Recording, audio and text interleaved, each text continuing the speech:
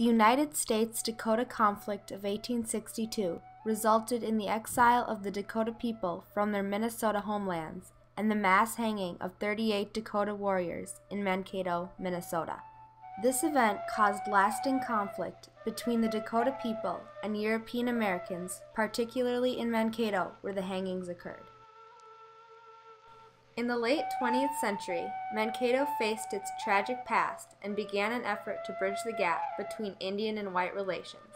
This is the story of that reconciliation effort.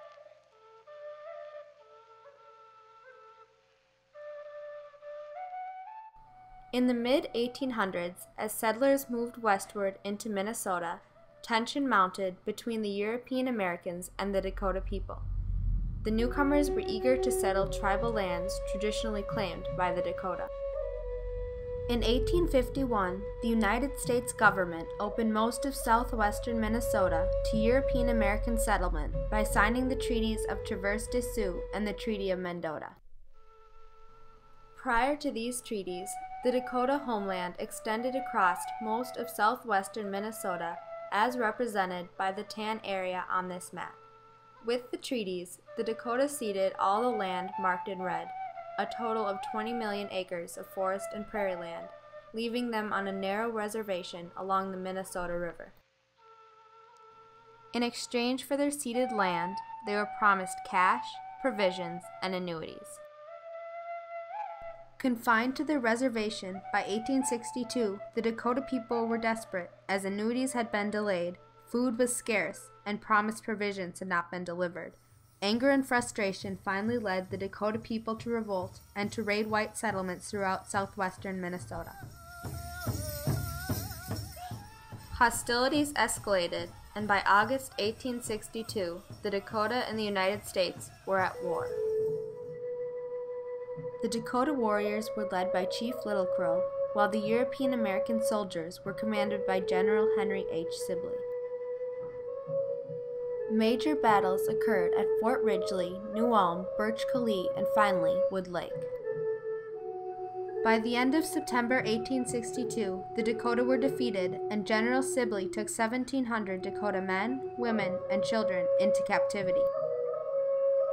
Of these, 400 were tried for alleged crimes against the United States, and ultimately 38 were sentenced to death. The condemned prisoners were taken to Mankato, where they awaited their fate. On December 26, 1862, at 10 a.m., 38 Dakota men were marched to the gallows where they would be hanged. After they were pronounced dead, their bodies were all buried in one common grave in a sandbar alongside the Minnesota River. That night, Dr. William Mayo, along with other doctors, dug up the corpses from the grave to use for studies and dissections. The remaining Dakota that had been captured after the war were held at Fort Snelling over the winter, where many died under the harsh conditions. Those who survived were removed west to reservations in the Dakota Territories. Throughout the late 1800s and early 1900s, the Dakota people began to slowly filter back to Minnesota, but avoided Mankato because of the tragedy that had occurred at that site. The history of the conflict, however, was being written by the European Americans. The public attitude towards the Dakota was reflected by the newspapers of the time.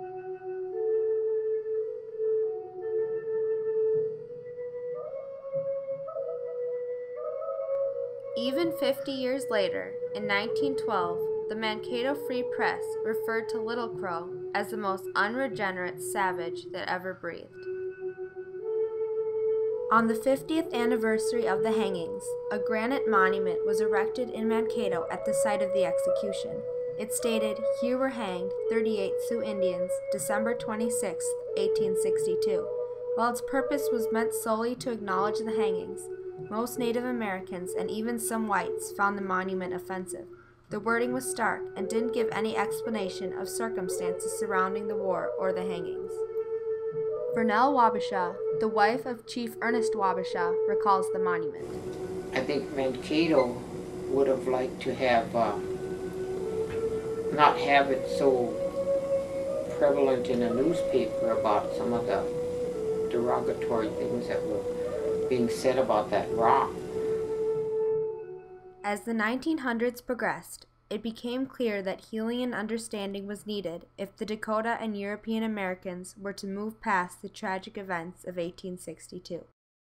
While formal efforts at reconciliation in Mankato didn't occur until the 1970s, many would point to the friendship of Bud Lawrence and Amos Owen as the origin of this process. In the 1950s, Bud Lawrence, a Mankato businessman, and Amos Owen, a Dakota leader, met and developed a lifelong friendship. Their efforts at reconciliation for all of Mankato was not intentional, but occurred over the years as their personal friendship developed. Bud Lawrence remembers meeting Amos Owen. Wally said, well, you should talk to my brother-in-law, Amos Owen. He said, you guys would hit it off pretty well. And so he introduced me to Amos, and from there on we became great friends and did quite a few things together before we established the powwow in 1972 in Mankato here.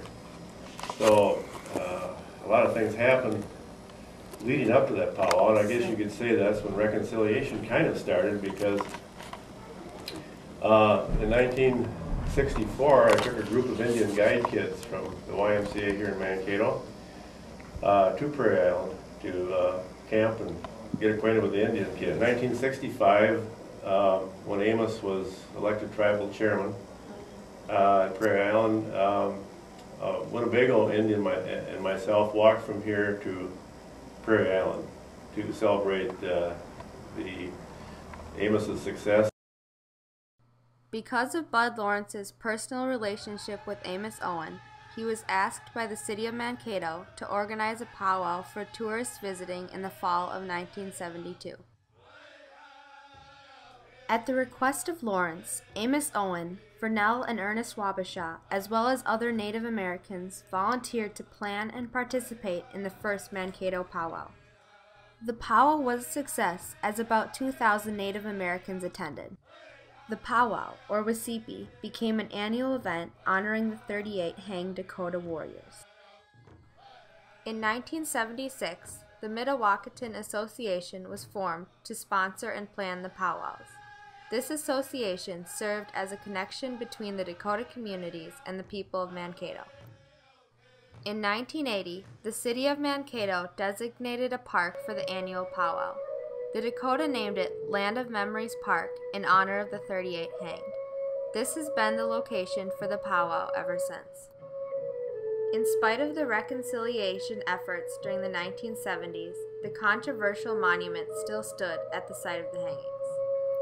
Through continued pressure from the Dakota, the monument was finally removed, and in 1977, a new marker was placed at the site of the hangings.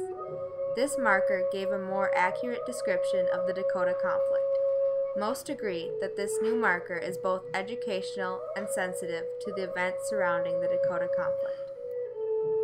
In 1987, 125 years following the Dakota conflict, Governor Rudy Perpich proclaimed the Year of Reconciliation between the Dakota people and the European Americans of Minnesota.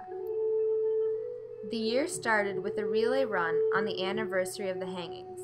The run began at Fort Snelling in Minneapolis and ended in Mankato. Runners were both Dakota and non-Dakota.